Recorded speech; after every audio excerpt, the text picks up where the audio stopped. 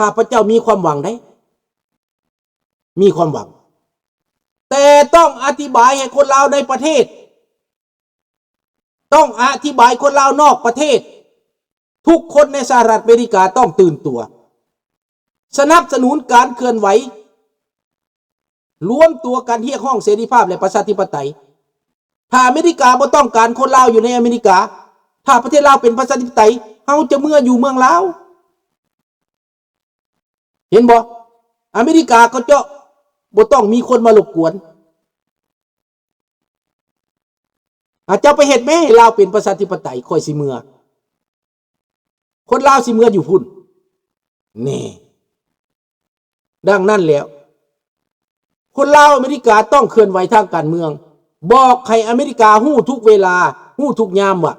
เฮาเคยเป็นพันธมิตรต่อสู้กับเผด็จการคอมมิวนิสต์ความจงหักภักดีของคนลาวยังแน่นหนาคนลาวยังมาอยู่ฝ่ายอเมริกาตลอดบ่ได้อยู่ฝ่ายพวกโจรผู้ใดอยู่ฝ่ายพวกโจรนั้นจับส่งลาวฟ้องมันเปิดเผยมันจะอยู่บ่ได้ผู้ใด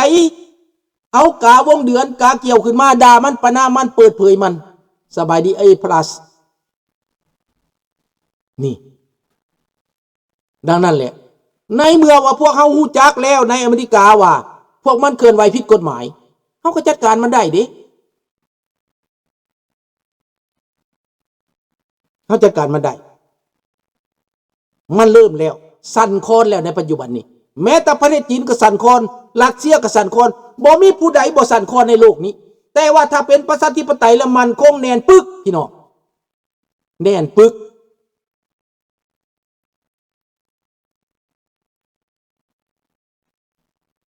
แน่นปึกในอเมริกาบ่จำเป็นเดินขบวนมีแต่ว่ารวมมือการจะตั้งรวมมือเขาไปหาผู้แทนราษฎรรวมมือเขาไปหาเซเนเตอร์รวมมือเคลื่อนไหวกับรัฐบาลพวกเฮียนปัญญาชนในอเมริกาต้องเป็นอเมริกาเบิดต้องสนับสนุนอเมริกาเบิดสภาสูงสภาต่ำนี่คนลาวอยู่บนใดก็ตามต้องแสดงตัวขึ้นมายกทุ่งสร้างสาบัวขึ้นทุกรัฐทุกบอนทุกสถานที่ให้มันเต็มเบิดเมืองอเมริกาตบมือให้คนลาวอเมริกาเด้อพวกเจ้าดีหลายเก่งหลายเด้อสาธุอยู่แต่ละวัดคอยทุ่งสร้างสาบัวขึ้นปุ๊บขึ้นคือดอกเฮ็ดนี่เด้อเฮ็ดเด้อคนลาวเด้อพวกเจ้าสิมีชื่อเสียงพวกเจ้าสิเป็นบรรพบุรุษพวกเจ้าสิโด่งดังพวกเจ้าอย่าหลงศาสตร์เด้อพวกเจ้าอย่าไปเอาทุ่งกาเดือนขึ้นมาพวกเจ้าอย่าแล่นเข้าหาสถานทูตผู้ใดแล่นเข้าหาสถานทูตฟ้องมันเลยมันเป็นนกสองหัวมันเป็นตัวสองเจ้าพี่น้องมันเป็นยาวสองเฮือนเด้อพี่น้องเด้อนี่จัดการคนพวกนี้กวาดล้างพี่น้องกวาดล้างคลีนพี่น้องคลีนลำไส้จอมปลอมมันว่ามันหนีตายคอมมิวนิสต์มันมาฮอดอเมริกาแล้วมันเคลื่อนไหวคอมมิวนิสต์จัดการมันพี่น้องส่งกลับประเทศบ่มีน้ำหูน้ำตาสิให้น้ำมันไปโลดพวกใดมันทรยศแต่มันไปโลด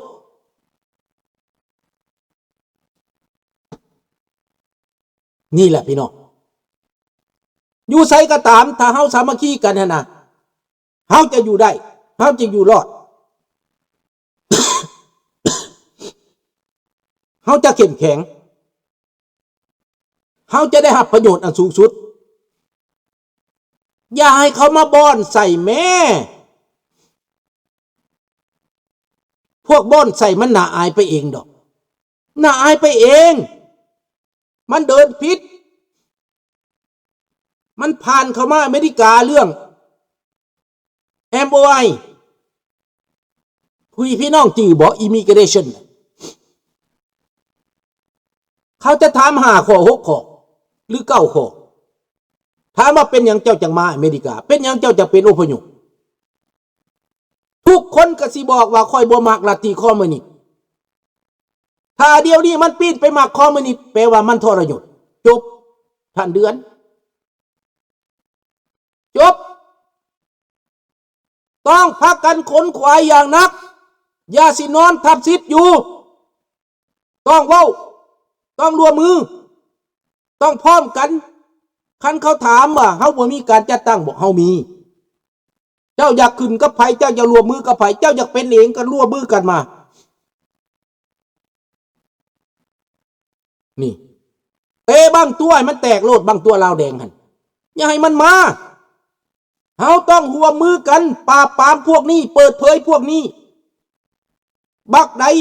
เดี๋ยวนี้เฮาเห็นคนลาวขึ้นมาผู้หญิงผู้หยังกันในอเมริกาหลายคนทั่วโลกหลายคนขึ้นมาเปิดเผยเรื่องนี้แหละว้าวเบิดอยู่ฝรั่งก็มีอยู่ไสก็มีมาตอบโต้มันมันอยู่บ่ได้ดอกหนูก็เป็นเชื้อสายจีนเหมือนกันแล้วแต่ไม่ได้คิดว่าตัวเองเป็นคนจีนเป็นคนไทย1,000,000%ดีคือดีเท่านั้นน่ะอย่าไปพร้อมเขาเฮาสิเป็นหยังกะยาดอกแต่เฮาไปในทางถูกเฮาบ่แม่นเฮาสิไปทรยศประเทศไทยล้าน A+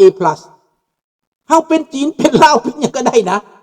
ในโลกนี้ขอแต่อย่าเป็นคอมมิวนิสต์จบเนอะบ่แม่นเรื่องจำแนกเชื้อชาติเด้อคันไปเป็นคือแก้วคือจิกคือบักสมสวัสดิ์เล่งสวัสดิ์นั่นแก้วทรยศจิกทรยศเฮาเป็นจิกจงหักภักดี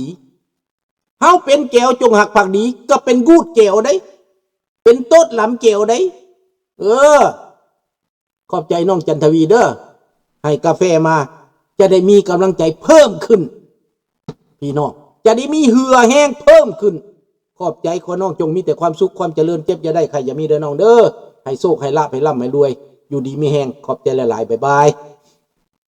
เอาพี่น้องดังนั้นแหละพี่น้องเรื่องนี้นะเฮาจะอยู่ไสก็ตามเฮาที่เป็นคนหัวดำเฮาที่เป็นคนหัวดอนที่เป็นคนยังกะยาจุดยืนของเฮาคือเป็นอเมริกาคันลาวอยู่อเมริกาก็ได้คอยปกป้องประเทศอเมริกาจุดยืนของคนไทยจีนในไทยก็จุดยืนปกป้องประเทศไทยจะบ่ไปเป็นขี้ขวามาไส้ของจิกจบเฮาก็บ่มีปัญหาเรื่องเสื้อชาติแม่นตัวคือลุงนี่ก็เป็นลาวแต่มาอยู่ในแคนาดานี่ลุงก็ถือว่าปกป้องผลประโยชน์ประเทศแคนาดาต่อต้านเผด็จการบ่เอาคอมมิวนิสต์จบชอบธรรมถูกต้องแม่นบ่ท่านเคซี In the state of Georgia USA State Congress recognize Lao 300-headed elephant as Lao legal national flag Lao America won the petition with the US Congress yes ข้าพเจ้าซุปพอร์ตผู้ใดก็ตามซัพพอร์ตเบิดผู้ใดเฮ็ดขึ้นมาแบบนี้ข้าพเจ้าตบมือให้ข้าพเจ้าน้อมเคารพอย่าเอาไปใส่ทางผิดเอาขึ้นมาทางถูกนี่แหละสนับสนุนอเมริกาจงหักภักดีต่อประเทศที่ให้อยู่อาศัยให้กินให้อยากให้เวียกให้งานนี่ต้องเฮ็ดแบบนี้พี่น้องต้องร่วมมือกันแบบนี้ต้องพร้อมเพรียงเฮียงหน้า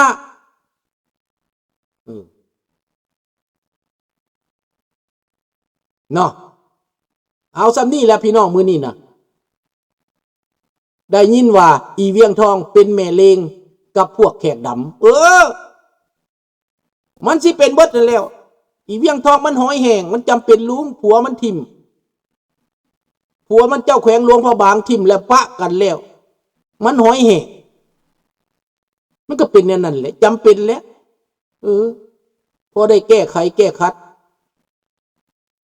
เอาลูกเอาเต้ามานั่งเป็นเจ้าหน้าที่บ้านเมืองนะ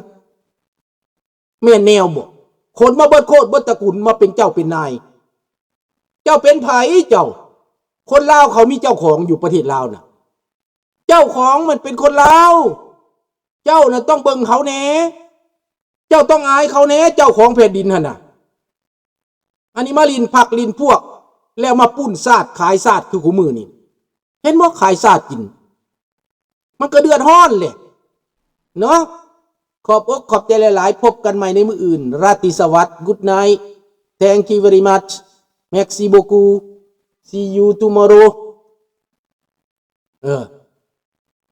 เอาได้ยังจักมือนี่วันที่18แล้วยังแต่8วันเท่านั้นข้าพเจ้าก็จะหยุดรายการเด้จะไปเที่ยวก่อนแล้วก็จะไล่สดให้เบิ่งเด้อเหลือแต่8วันเนาะบายบายโชคดีทุกคน thank you อยู่ดีมีแฮงเบิดทุกคนเด้อ